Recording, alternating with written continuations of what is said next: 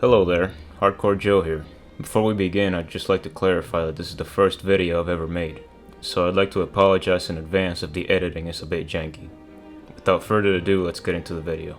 After making a new character and loading into the world, I chopped up some nearby trees and used the wood to create a workbench and a wooden sword.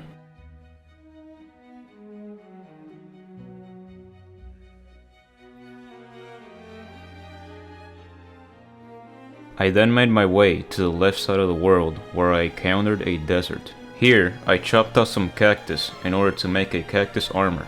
This is the best starter armor set, as the set bonus gives you a permanent thorns effect, which will be very useful in defeating enemies later on. After leaving the desert, I continued to make my way to the left side of the world. Along the way, I mined up some iron and looted some surface chests.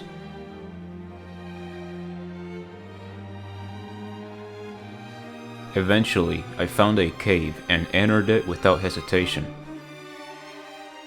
Unfortunately, this cave was a dead end, so I used a recall potion to return to spawn. I then immediately started going to the right side. However, not even a minute in, I ran into a crimson biome, and since I don't want to end the run just yet, I recalled back to spawn.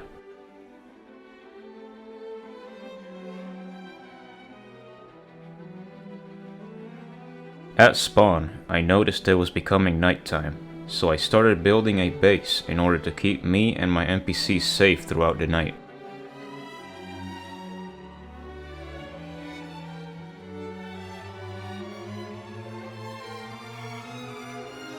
By the time I was done, night had already fallen. I didn't want to just sit at the base the entire night, so I started work on my elevator. Before going down though, I decided to smell all the iron I had collected in order to make an iron sword and pickaxe. It wasn't too long before I found my first mineshaft. These make exploring the underground a lot easier, as it is very common to find chests and life crystals while traveling on one.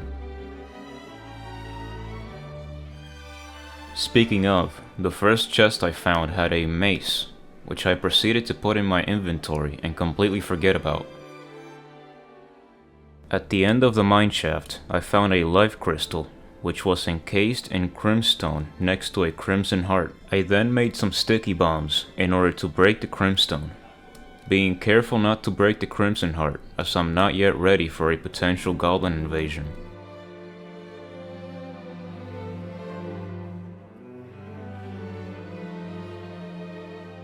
The other side of the mineshaft didn't have anything, so I continued to dig down.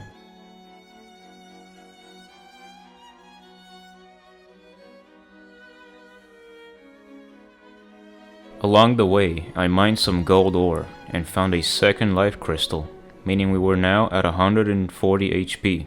I then decided to smelt the gold ore I had into bars in order to upgrade my pickaxe and sword.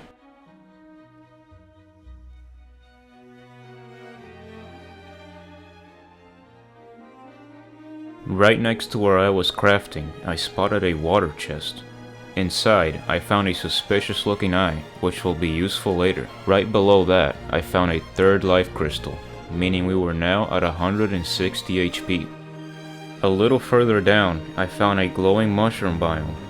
These are great places to find loot and life crystals. Sure enough, I was able to find 2 more life crystals, and another chest, which contains some shoe spikes.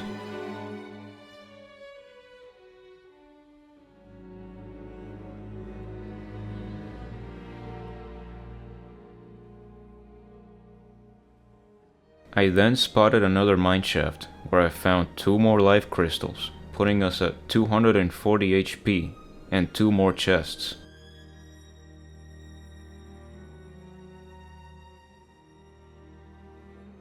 One of them had a mace, which I didn't take, and another had a cloud in a bottle. I then found another glowing mushroom biome, which had 2 more chests and another life crystal.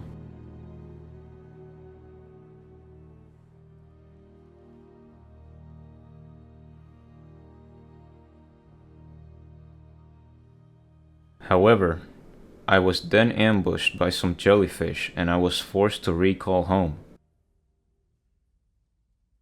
This did not deter me though, as after putting away my loot, I threw myself back down into the caves.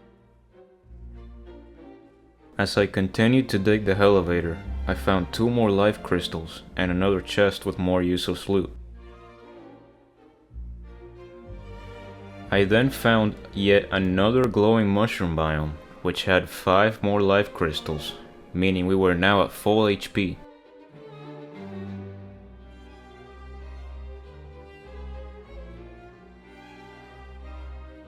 And 3 more chests with more useless loot.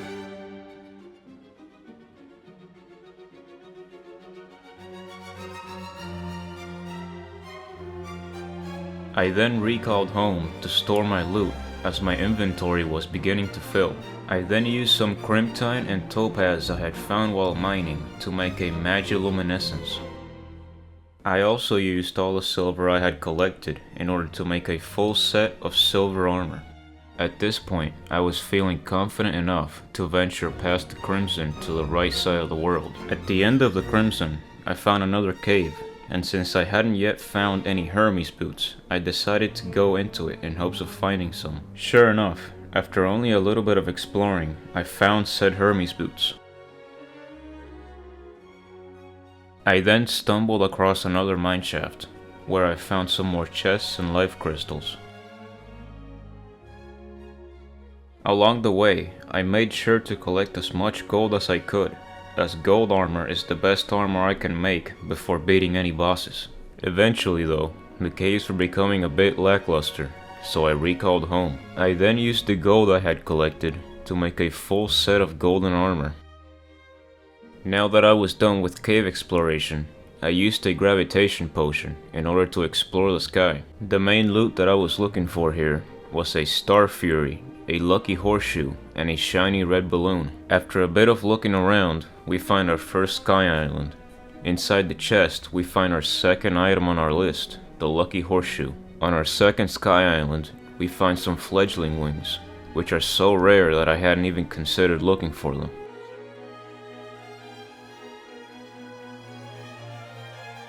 Unfortunately, our gravitation potion runs out just before we get to our third sky island, so instead I build a rope all the way up to it.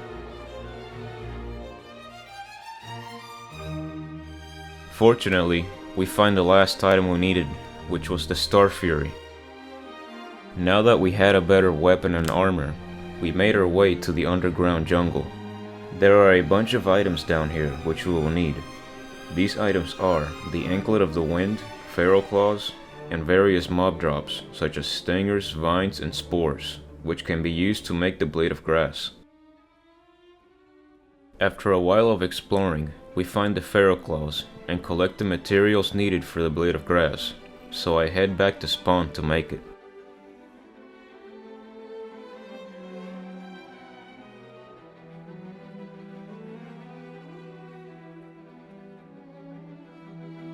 I also make a semi-station, which is an item from the Fargo's Mutant mod, which combines the effect of a campfire, heart lantern, sunflower, and star in a bottle.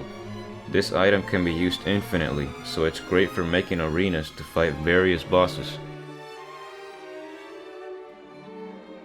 Speaking of bosses, a funny little message appears at the bottom left of my screen, telling me that an evil presence is watching me. So I grab whatever buff potions I have and scramble to make an arena before the eye spawns. Shortly after I finish making the arena, the Eye of Cthulhu spawns, and the first boss fight of the playthrough begins. I use my newly crafted Blade of Grass to keep his minions away, while also dealing damage to the boss. He manages to hit me a couple of times, but all the grinding I did pays off, as he struggles to put even a dent on my HP. Eventually, my Blade of Grass deals enough damage to make the boss enrage. He bares his disgusting looking mouth at me in hopes of finishing me off. This is not enough to take me out, as I keep my distance from his foul smelling teeth. He doesn't take kindly to this, and begins dashing even faster than before, but all hope is lost to him as his health drops lower and lower. And eventually, he gets chopped to bits by my blade. After effortlessly defeating the Eye of Cthulhu, I used the crimp time from his treasure bag in order to craft the Blood Butcherer. This weapon is not better than the Blade of Grass, but it will be used later to craft the Knight's Edge. At this point, I figured I was well prepared enough to take on the Brain of Cthulhu as well, so I grabbed whatever potions I had left and headed off into the Crimson to fight him. I didn't build an arena this time, as my Blade of Grass is very effective at keeping the Brain's minions at bay. I simply covered up the holes so I wouldn't fall into them.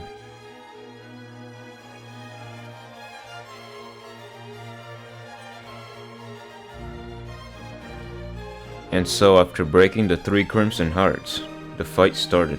It started off rough due to some blood crawlers blocking my way out of the tunnel, and because of this, I lost half my HP before I even did any damage to the boss. However, I quickly recovered, as the first stage of the boss fight isn't that hard. I just had to swing my sword to keep the boss's minions away.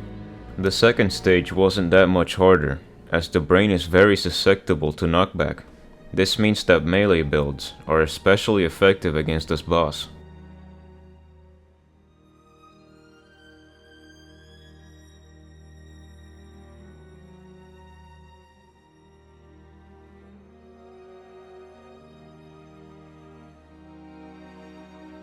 And so eventually the Brain fell. This means we now had 2 boss kills under our belt, and defeating the Brain granted us access to the Deathbringer pickaxe, which is powerful enough to mine Hellstone. So naturally, our next stop would be Hell, but before that I decided to make a magic storage system, as our chests were beginning to get cluttered.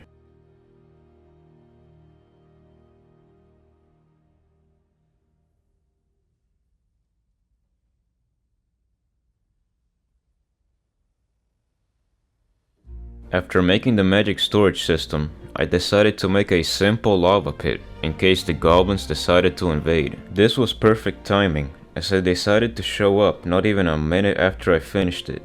There's nothing noteworthy here, as all I did was sit in a hole the entire time, and use my Star Fury to deal with the goblin sorcerers. I'm not stupid enough to face them head on, especially on a hardcore run. Immediately after the goblin army was defeated, I headed underground to find the goblin tinkerer. I found him not too long after, and bought a tinkerer's workshop and some rocket boots from him.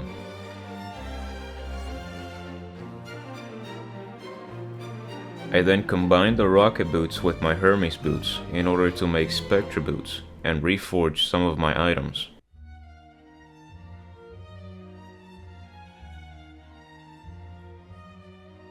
After that, I decided it was time to head down to Hell to mine Hellstone, picking up obsidian along the way as it's necessary for making Hellstone bars.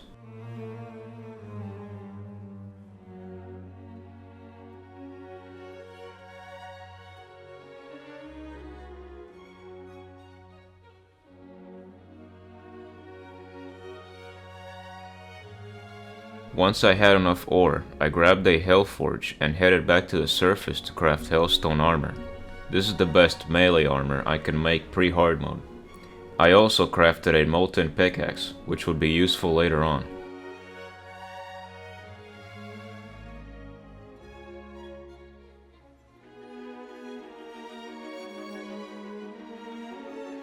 It was at this point that I decided to head back into the jungle, as I still needed an anklet of the wind in order to upgrade my Spectre boots.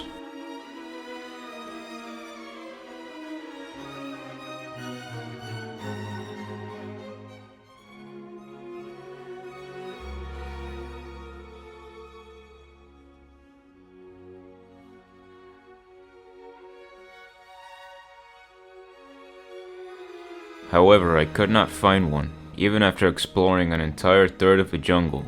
So I gave up on trying to find it and downloaded another mod called the Point Shot mod. This mod allows you to acquire points by defeating enemies, which you can then exchange for specific items. Now I know you guys probably think this is cheating, but I was not about to spend another goddamn hour looking for a goddamn anklet of the wind.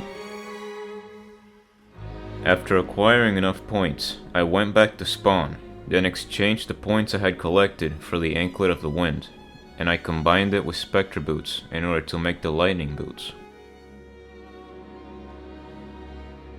I then combined the lightning boots with some ice skates I had found earlier to make the frostbite boots. I also bought some worm food from the Mutant NPC in order to fight the Eater of Worlds, which is the corruption boss, to get the worm scarf. This item is critical for our survival, as it reduces the damage we take by 17%, allowing us to take more hits and thus increasing our survivability. After obtaining the worm scarf, the next boss on our list would be Skeletron. He is essential for this run as he unlocks 2 items we need. These items are the Cobalt Shield and the Muramasa, which is the last ingredient we need to make the Knight's Edge. So then I waited until nighttime to make an arena to fight him on.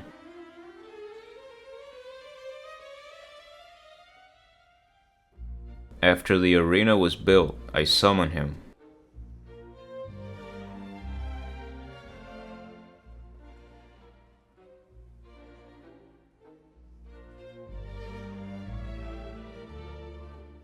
The fight was going well at first, but once his arms were down, he began to shoot skulls at me, and I was hit by a series of attacks which nearly killed me, and I was forced to recall before another skull nearly dealt the final blow. I still needed to defeat him, however, so I crafted some more potions and waited until the next night to fight him again.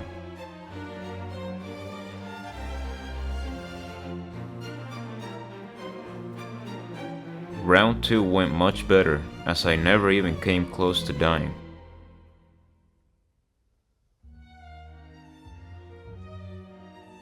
Once he was dead, I immediately went into the dungeon to get the items I needed. After roaming around in the dungeon for a while, I was able to find a mechanic and a cobalt shield. I didn't want to be down here any longer than I needed to, so I recalled home and used the points I had collected to purchase the Muramasa from the point shop. I then used the Muramasa along with the Blade of Grass, Blood Butcherer, and Volcano to craft the Knight's Edge. After crafting the Knight's Edge, I attempted to reforge it into a legendary modifier, but the Goblin Tinkerer scanned me of all my money, leaving me with a sluggish modifier, so I was forced to sell some of my valuables in order to reforge it again. Fortunately, my luck was not that terrible this time, and he gave me a deadly modifier, which I decided was good enough. After this poor financial decision, I decided to go back to hell again to build the Wall of Flesh arena.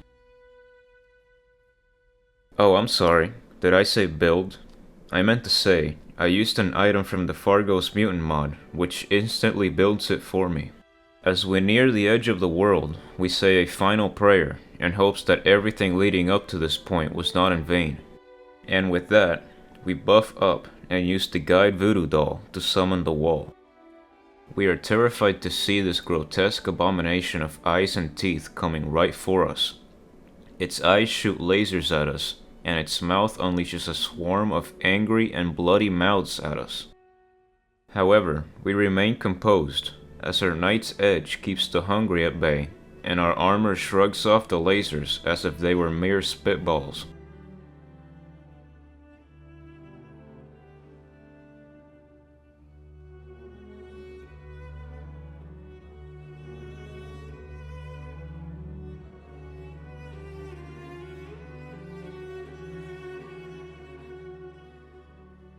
Swing by swing of our sword, we chip away at its health.